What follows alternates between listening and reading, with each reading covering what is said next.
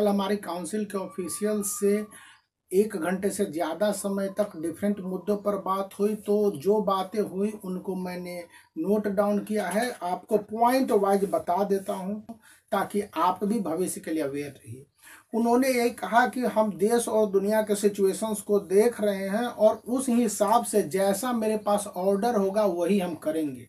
Order कहने का मतलब उन्होंने कहा कि गवर्नमेंट ऑफ इंडिया क्या कहती है, हमें इससे कोई मतलब नहीं है कि सीबीएसई क्या करती है और क्या नहीं करती है। दूसरी बात उन्होंने कहा कि आईएससी क्लास 12th के बोर्ड एग्जामिनेशन, जिसमें कि क्लास 12th में बायोलॉजी एक मेन पेपर बचा हुआ है और आर्ट्स और कॉमर्स के पेपर बचे हुए हैं, कि उन्हें कॉम्पिटिटिव एग्जामिनेशन में भाग लेने पड़ते हैं। इसलिए हम मोस्टली यह अटेम्प्ट करेंगे कि ये एग्जामिनेशन हो जाए। थर्ड, उन्होंने कहा कि आईसीएसई क्लास 10th के बोर्ड एग्जामिनेशन को लेकर हम बहुत जल्दी अपडेट कर देंगे, लेकिन आप इस तरह के वीडियो नहीं बनाइए, नहीं तो आपको मतलब लीगल नोटिस दे दिया जाएगा, क्योंकि इससे बच्चे गुमराह हो रहे हैं। फिर उन्होंने फोर्थ बात यह बताई कि ऑफिशियल वेबसाइट पर जो भी बातें अपलोड की गई हैं वो एक थ्योरेटिकल और कंडीशनल सिचुएशंस है, मतलब कि वे बातें हैं और वे बातें पब्लिक डोमेन में है। तो पब्लिक डोमेन के all the concern must be listened by students. आप अपने मन से कोई प्री जजमेंट ले लेते हैं, इस पर गलत बात है। फिर उन्होंने कहा कि आपने जो डॉक्यूमेंट प्रीवियस सैटरडे को सबमिट किया था वो मिसप्लेस हो गया या किसी ने मिसप्लेस कर दिया, इसलिए आप फिर से अपने सारे डॉक्यूमेंट को सबमिट कीजिए। तो फिर से सारे डॉक्यूमेंट को सबमिट करने का मतलब है कि अभी तक 1750 पेजेज 1750 पेजेज के कलरफुल प्रिंट्स मैंने सबमिट किए थे और उसका कॉस्ट लगा था करीब 3000 रुपीज़ से ज़्यादा।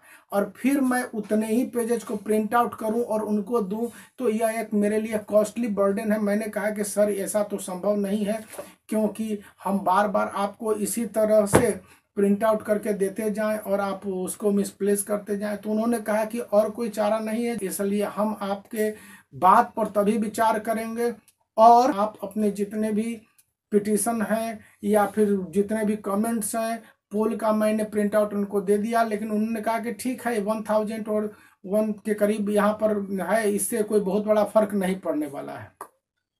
उन्होंने यह भी कहा कि इस तरह के आपके वीडियो बनाने से बच्चे बहुत गुमराह हो रहे हैं और ऐसा बहुत सारा कंप्लेन आया है। तो इन सब बातों का मकसद यही है कि आपके एग्जामिनेशन को लेकर उन्होंने क्लियर कर दिया है कि ये एग्जामिनेशन सिचुएशन वाइज और देश के दुनिया के हिसाब से होंगे। तो आप पूछेंगे कि आपको क्लियर नोटिस मिलने चाहिए, तो इस विषय पर मैंने उनसे पूछा कि सर कोई क्लियर नोटिस या कोई भी सिचुएशंस कैसे होंगे या क्या मिलेंगे। तो इस पर उन्होंने कहा कि अभी ये बातें कहना बहुत मुश्किल है कि हम क्या करेंगे नहीं करेंगे। देश और दुनिया के हालात अगर बेहतर रहते हैं तो हम इन एग्जामिनेशनों को कंडक्ट कर लेंगे।